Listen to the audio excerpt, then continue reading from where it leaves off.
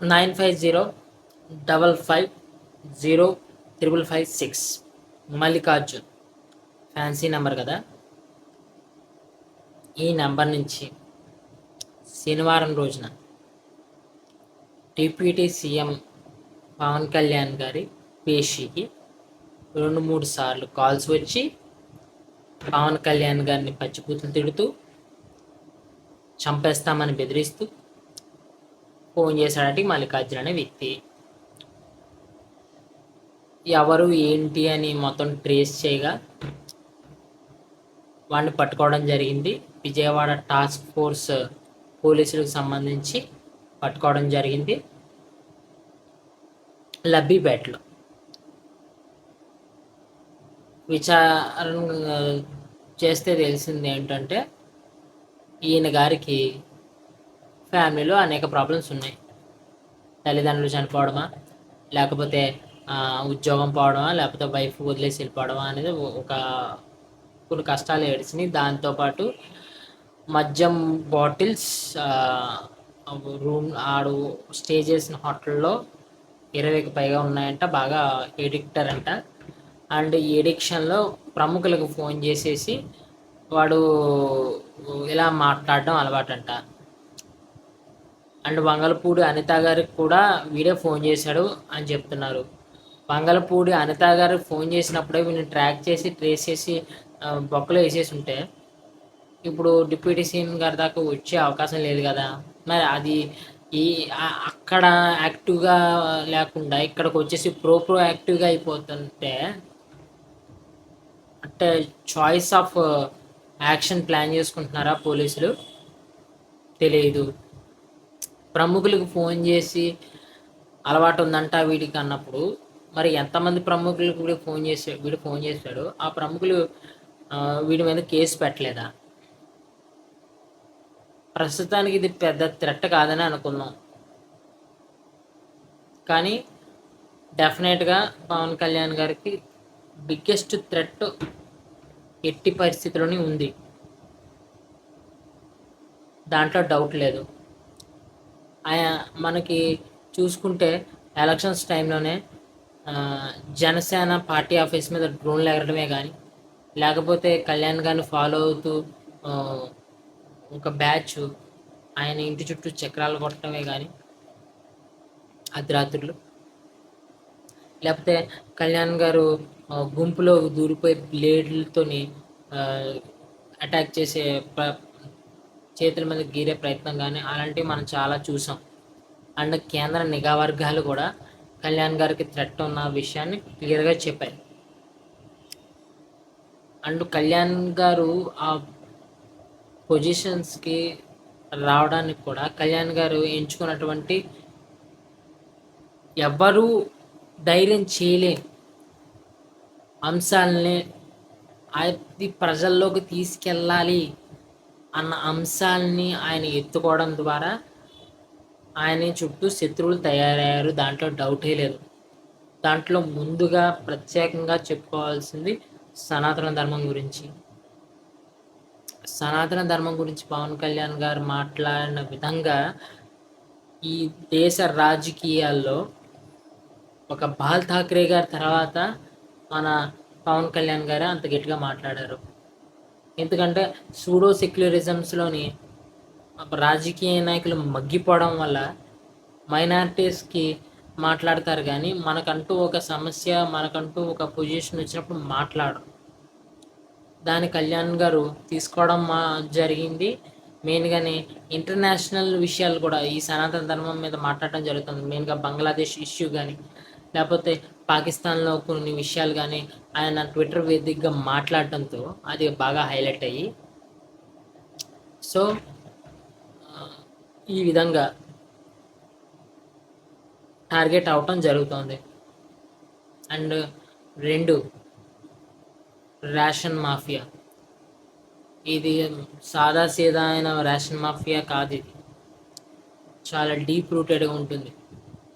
దాన్ని ప్రజల్లోకి తీసుకెళ్ళి ప్రజలు వాడుకోవాల్సిన రేషన్ బియ్యాన్ని ఎలాగా మాఫియా చేసి దీన్ని అమ్మేస్తున్నారు అనే విషయాన్ని క్లియర్ కట్గా బయటపెట్టారు. ఇది బయట పెట్టడం అనేది చాలా సాహసోపేతమైనది. ఎన్నో ఇది కరెక్ట్గా సాక్ష్యాలు నిరూపించి సెట్ చేసి కొడితే ఆ మాఫియా అంతా పడిపోతే ఎన్నో గ్యాంగులు సర్వనాశనం అయిపోతాయి. ఇటు ఇక్కడ నుంచే కాదు, అటు రిసీవ్ చేసుకునే ఇంటర్నేషనల్ ఏరియాలో రిసీవ్ చేసుకునేటువంటి కొన్ని గ్యాంగ్స్ కూడా మటాష్ అయిపోతాయి. వాళ్ళు కూడా డెఫినెట్గా కళ్యాణ్ గారిని టార్గెట్ చేస్తారు. అండ్ ఆన్ లైటర్ నోట్ అధః పాతాళానికి తొక్కేసినటువంటి వైఎస్ జగన్మోహన్ రెడ్డి పార్టీ కూడా దీనికి తీసుకోదగ్గందేమీ కాదు. ఎందుకంటే వాళ్ళు ఊహించలేదు 151 సీట్ల నుంచి 11కి పడిపోతామని వాళ్ళు ఊహించలేదు. పోన్లే, జరిగిపోయింది. ఈ కూటమి ప్రభుత్వం తప్పులు చేయదా, మనం తిరిగి కొట్టమా గెలవమా అని గోతిగాడ గుంటనక్కలా వెయిట్ చేస్తున్నటువంటి వాళ్ళకి పవన్ కళ్యాణ్ గారు ఒక ప్రతిబంధకంగా తయారయ్యారు. ఆ ప్రతిబంధకంగా మనం ఒక ఎగ్జాంపుల్గా చెప్పుకోవాలంటే హోమ్ మినిస్టర్ గారు పోలీసుల విధానాన్ని సరిగ్గా చేయట్లేదు అని క్వశ్చనింగ్ చేయటం నుంచి, లేదా కేంద్రం నుంచి నిధులు సక్రమంగా వచ్చే విధానం చూసి, లేకపోతే కళ్యాణ్ గారు ఆయన తీసుకున్నటువంటి 5 శాఖలు, లేకపోతే నాదెళ్ల మనోహర్ గారి శాఖలు, లేకపోతే కందుల దుర్గేష్ గారి శాఖలు వీటిలో పర్ఫెక్ట్గా పనిచేయించడం కాడి నుంచి కూటమి ప్రభుత్వంలో ఉన్నటువంటి ఏ పార్టీ తప్పు చేస్తున్నా ఆ పార్టీని ప్రశ్నిస్తూ, ఆ ప్రశ్నించే గుణాన్ని అలాగే పెడుతూ, ఇరకాటంలో పెడుతూ ఈ కూటమి ప్రభుత్వాన్ని సరైన విధంగా నడిపిస్తున్న పొజిషన్ చూసి వాళ్ళకి అర్థమైపోయింది దెబ్బ కొడుతున్నాడు ఈయన అని. అంత పెద్ద పర్వతంలా పెరిగిన అట్టపిట్టలేసుకుని పర్వతంగా పెరిగిన జగన్మోహన్ రెడ్డి పాతాళానికి పడిపోయి 10 ఏళ్లగా పార్టీని కాపాడుకుంటూ ప్రజల్లో సమస్యలను చర్చనిస్తూ అధికారంలోకి రావడానికి కారణమైన పవన్ కళ్యాణ్ గారు ఒక్కొక్క మెట్టు పెట్టు పర్వతానికి పెరిగిపోతున్న నిజమైన పర్వతంగా పెరుగుతున్న పవన్ కళ్యాణ్ గారిని చూసి వీళ్ళకి కుళ్ళు, ఈర్ష. వాళ్ళ కేటగిరీలో ఈరోజు ఈ కాల్ వస్తుంది. డైరెక్ట్గా వైఎస్ఆర్సీపీ అని చెప్పరు కానీ వీళ్ళు రానివ్వరు, కానీ ఇది డెఫినెట్గా వెనకాల వైఎస్ఆర్సీపీ సోషల్ మీడియా నాయకులు అని చెప్పను. సింపథైజర్సా లేకపోతే సోషల్ మీడియా విభాగమా చేయించిన విధానం తప్ప సొల్లు పురాణాలు చెప్తే కుదరదు. ఇప్పుడు జరిగిన ఘటన 3వ కోణంలోకి వచ్చేది జరిగింది. ఇలాంటివి జరుగుతాయి కాదని లైట్ తీసుకోవడానికి లేదు, అప్రమత్తంగా ఉండాల్సిందే. ఆన్ ద స్పాట్ పనిచేయాల్సిందే. పోలీసులు భద్రత ఇవ్వడమే కానీ, లేకపోతే పవన్ కళ్యాణ్ గారి సెక్యూరిటీ ఇంకా పటిష్టం చేసుకోవడమే కానీ, ఈవెన్ జన సైనికులు కూడా స్ట్రాంగ్గా ఉండి తీరాల్సిందే.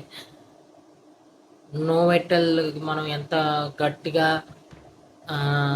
బలంగా మనం అప్పుడు పోలీసులు తీసుకెళ్లే ప్రయత్నం చేస్తే మనం వెళ్ళి మీద పడి ఎలాగ ఆపగలిగామో, లేదా ఒక స్టేట్ బార్డర్ దగ్గర పవన్ కళ్యాణ్ గారు వస్తూ ఉంటే అప్పుడు మనం వర్షాన్ని లెక్క చేయకుండా ఆయన కాన్వాయ్కి సెక్యూరిటీ కాన్వాయ్గా మనం జనసైనికులు ఎలా వెళ్ళారో అంత స్ట్రాంగ్గా మళ్ళీ పనిచేయాల్సిందే. మనం ఎప్పుడు పనిచేయడానికి సిద్ధంగానే ఉంటాం. ఇవి దృష్టిలో పెట్టుకోండి. కళ్యాణ్ గారు ఎవరు టార్గెట్ చేయాలని ట్రై చేసినా ఈ పాత రోజులు కాదు. ఒక గొప్ప నాయకుడిని ఎలా అయితే తుదముట్టించేశారో ఈయన్ని కూడా అలా చేసేద్దని అనుకుంటే ఎవడి వల్ల కాని పని. సో జాగ్రత్తగా ఉండండి. ఆ సీన్స్ రిపీట్ అవ్వకూడదు అని అనుకుంటే మీ పని మీరు చేసుకోండి, మా నాయకుడి పని మా నాయకుడు చేసుకుంటూ పోతాడు. అంతేగాని తింగరేసాలేసి ప్రయత్నాలు చేస్తాము అంటే తాట ఊడిపోద్ది. ఈ వీడియో కనుక నచ్చితే లైక్ చేసి, షేర్ చేసి, సబ్స్క్రైబ్ చేసుకోండి. Thank you.